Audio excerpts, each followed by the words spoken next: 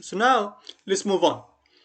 Let's talk about income and wage constraint. Budget constraints show the combination of main income or attainable consumptions of goods and services, and also the hours of leisure per day that are possible or attainable for the individual.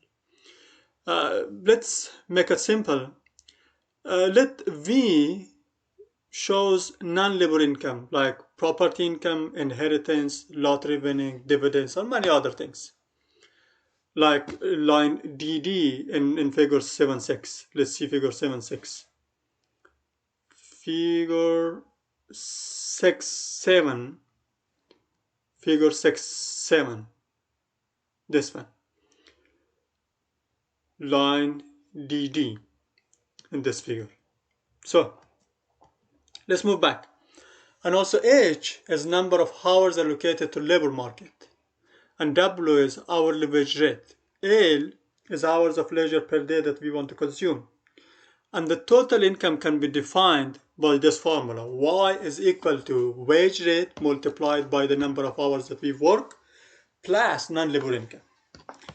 And also, if the non-labor income is equal to 0, if some people does not have any non-labor income, so then the income will be W multiplied by H, or wage rate multiplied by hours of work.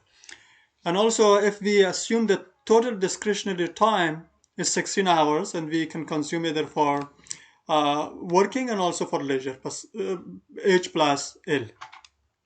So now, let's move on. And instead of H, also we can write down T minus L, because H is equal to total number of time that we have minus leisure. So then Y is equal to W multiplied by T minus L plus V. Here, Y income can be like we can change the combination. It can be WT plus V minus WL. WT plus V minus WL. See line ED in figure 6.5. Line ED in figure 6.5, which is there's this line ED in figure 6.5 is the budget constraint. It's the budget constraint. Here we have everything in terms of money, in terms of budget constraint, rather than like in terms of hours of work or something else.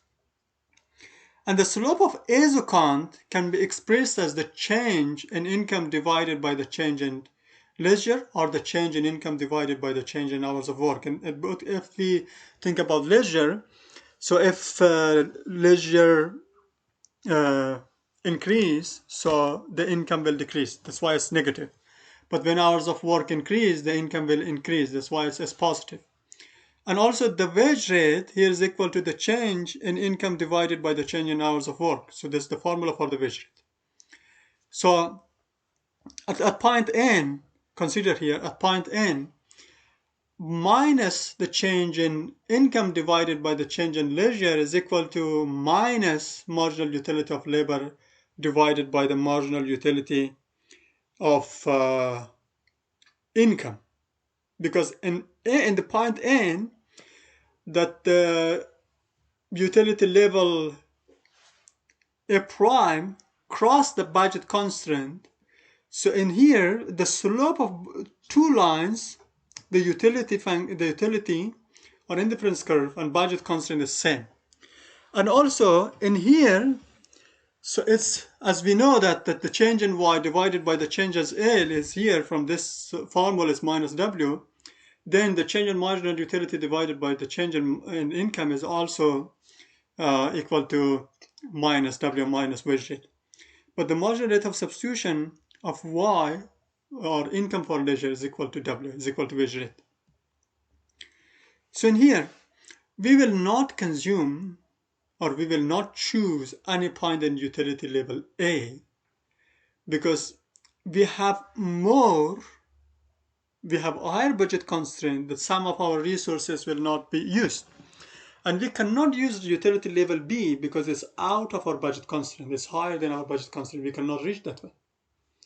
So now let's talk about this utility function. In this utility function that we have a corner solution, And this diagram shows that the preference for leisure is so strong because this indifference curve is like highly steep.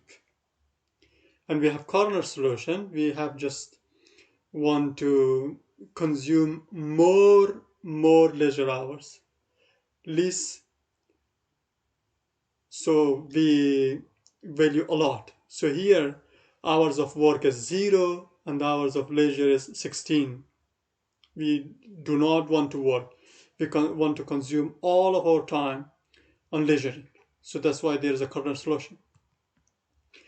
And also in case of income effect, let's talk more about this one. If you have a property income, inheritance, lottery prices, and dividends, which are non-labor income, that shift the budget constant effort, holding the wage rate constant. So as you see here, when they increase, so now we have a different budget constant, which is ED with the small letter.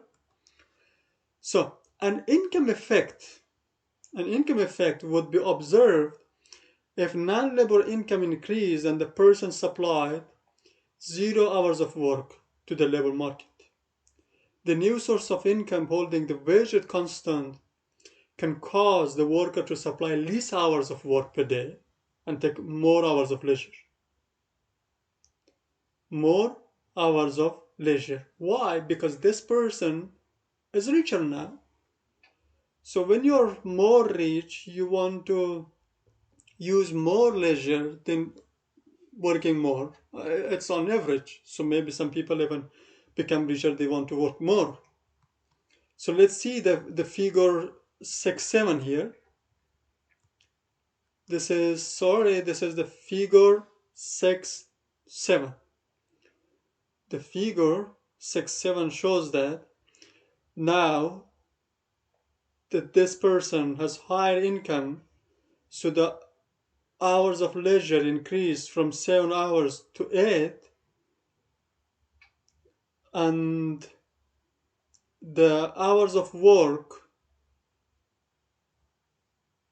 also in this case declined from 9 to 8 hours. 1 hour's increase in leisure, but 1 hour's decrease in work. So if the non-labor income increase as a portion of D capital D small, and W or wage rate is held constant, this would result decrease in hours of work and increase in leisure. The income effect dominate. In this case, the income effect dominate. Hence, the move from point N to point P on a higher utility level. So we will have higher utility completely in a different budget constraint. So now, let's talk about the income and substitution effect with the wage increase, not a non-labor income. So if non-labor income is 0 or unchanged, that's holding well constant, and the wage rate or W increase, this would cause both income effect and substitution effect. In case of non-labor income, we only had like income effect. But here we have both income effect and also we have substitution effect. So in this case, it depends on the different kind of situation which one is dominant. If due to increase in wage rate, the worker increases his or her hours of work to the labor market, then the substitution effect is stronger than the income effect. Let's see figure 6-8. Figure 6-8. Here, in this case, when the W increase, this leads to higher working hours but little leisure. In this case, the substitution effect dominates. Hence, the move from point N1 to point N2 on a higher level of utility gives by U2. As we see here, we decrease the leisure hours, but we increase our working hours. Our working hours increase from 8 to 11, but our leisure hours decrease from 8 to 5. In this case, substitution effect is higher because we want to substitute labor with leisure. We want to work more. And instead of having more leisure, we want to work more. But if W increase, a worker reduces her hours of work to the labor market, then the income effect is stronger. So let's see the figure 6.9. In this figure 6.9, when the W increased, but it leads to reduction or decreases in hours of work from 8 to 6, but hours of leisure increase from 8 to 10. In this case, income effect dominate because we want to have more leisure rather than having more more work. So the difference between the substitution effect and the income effect of a wage increase lies solely on the shape of the indifference curve, what kind of indifference curve we will have. So let's isolate income and substitution effect. Remember that any given wage increase can raise a worker's utility level, for example, from U1 to U2, and thus induce maybe higher working hours, least leisure substitution effect, lower working hours, higher leisure income effect. The hypothetical question is that what would have been the change in labor supply if the workers reach a new or a higher indifference curve with a change in non-labor income instead of like wage rate? So let's think about this one condition. The budget constraint will shift northeast parallel to the old budget constraint, holding wage rate constant. The worker attains higher level of utility with reduced working hours associated with greater wealth at the new points of tangency.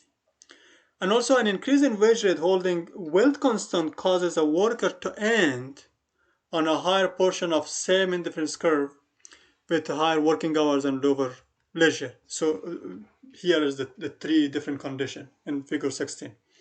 If wage increase, if we keep the non-labor income constant, so it raises the level of utility to U2, from U1 to U2, induces more hours of work from 8 hours to 11 hours per day.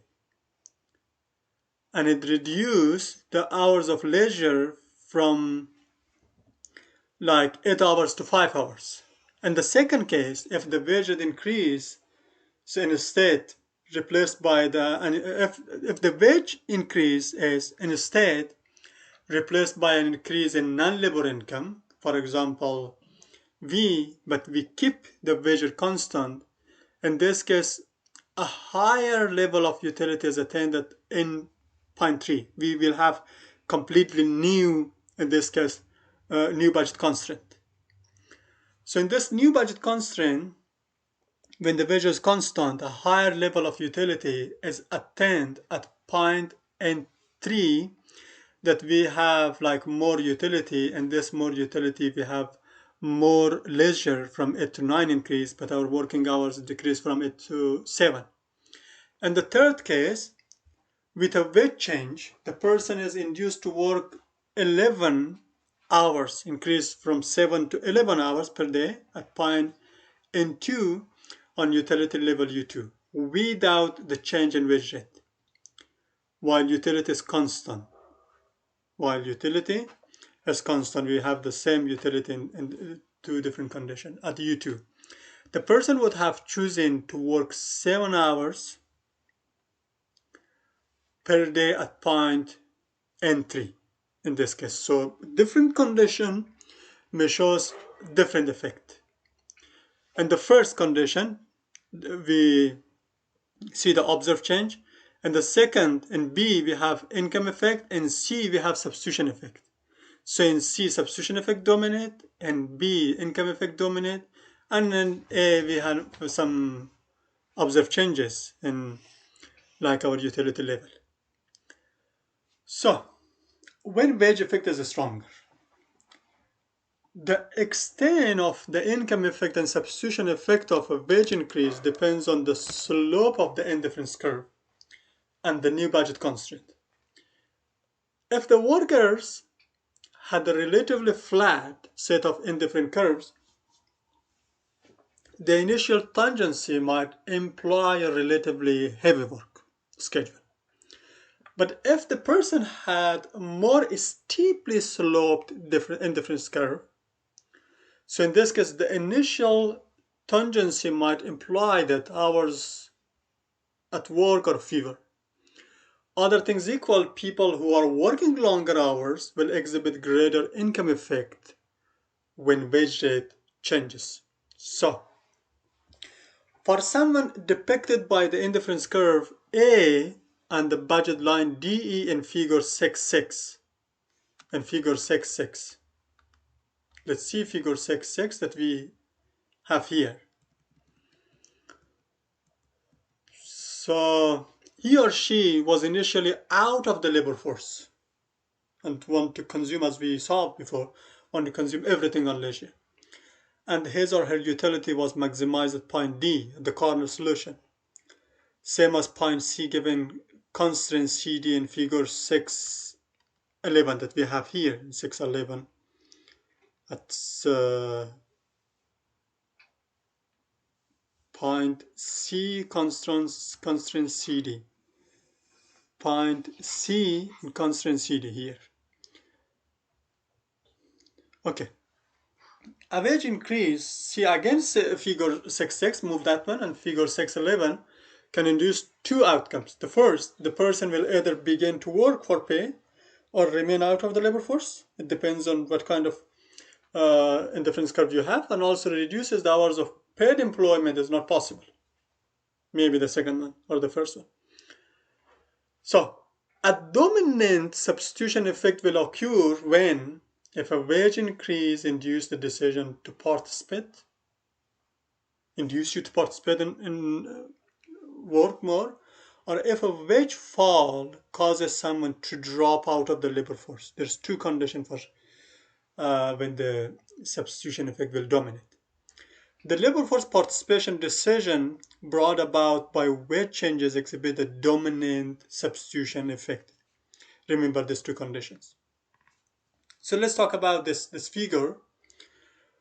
In this figure, when the wage rate increase changes the budget line, CD, because now we have more income. Our income will increase from D to E. So it will move from CD to CE with flatter utility function curves. The point of tangency will occur at point A when hours of working increase and leisure decrease with a steeper utility curve. The point of tangency will occur at point B at this corner with less hours of work and more leisure. Note that a person at point C at the corner solution, at the corner, is not in the labor force because the wage rate of WCD, slope of the CD line may be lower than, because we find out that the slope is equal to wage rate. The slope of CD line may be lower than what will induce labor market participation. So now let's talk about reservation wage. It will affect on decision to work. A worker takes into consideration some key factors in determining whether or not to work in the labor market. Reservation wage is one of them. Reservation wage and the earning possibilities. Commuting time per day. It can be like a fixed cost of working. So let's see figure 6.12. This figure we will talk about later on. As it is reservation wage, WR is the wage below which a person will not work in the labor market. That is, reservation wage represents the value placed on an hours of lost leisure time. Often people are taught to behave as if they have both a reservation wage and a certain number of work hours that must be offered before the concentration to take a job. So let's see figure 6.12 in terms of reservation wage. line segment AB, this segment is fixed time cost of commute. And the slope of budget constraint BC is equal to WBC, and the slope constraint of budget line BD is the WBD. And WBD is less than WBC is less than WBD. So if WBC is less than reservation wage, the person will not work at all. If you earn some wage rate, but that wage rate is less than your reservation wage, so you will not work. But if you receive a wage rate which is higher than or at least equal to reservation wage, you will work. So in this case, when the wage rate is greater than or equal to at least reservation wage, this person will work at least 4 hours. You can see at least 4 hours in point X. And will take 10 hours of leisure per day. It depends on how much is higher. So there are some empirical findings on income and substitution effect. So labor supply theory suggests that the choices workers make with respect to desired hours of work depends on wealth, wage rate, and leisure income preferences. A comprehensive review of numerous studies of the labor supply of men finds that the size of the estimated effect vary with both data and statistical methodology that you use. Overall, the observed substitution effect are positive, while the observed income effect are negative. This can be the sign. Studies of the labor supply behavior of women generally have found a greater responsiveness to wage change than is found among men. So, female is more responsive for wage rate than men. So let's talk briefly about some policy implication. We use labor supply theory to analyze the work incentive effect of various social or income maintenance programs because they create budget constraint for their receptions, maybe increase or decrease. Budget constraint with a spike is the first one. The social insurance compensations program compensate workers for work-related injuries, replaces most of the earnings income lost by workers due to injuries. And compensations are paid as long as the worker is off work and disabled, and payments cease even if the worker supplies only 1 hour of work, 1 hour of labor. These programs affect the work incentives of workers since the return associated with the first hours of work are negative. Reduced income for returning to work for 1 hour. So let's talk about budget constraint with a spike. Pre-injury budget line is AB. Pre-injury is AB. For the wage rate WAB. With earning giving us E0 is equal to AC, the line of AC. At point F, where hours of work is 8 and hours of leisure is also 8. With compensation for injury, the post-injury budget constraint will be BAC. This is the post-injury budget constraint with AC as the spike. The AC is the spike. The worker will be happy to be at point C on a higher level of utility where hours of work is equal to 0 and hours of leisure is equal to 16. More so, since the no work pay given by AC is equal to E0 in this case, the pre-injury pay at point F where H equal to 8 and L equal to 8.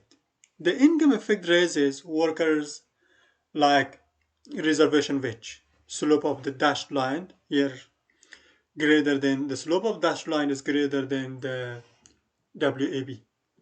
Hence this slows her or his return to work.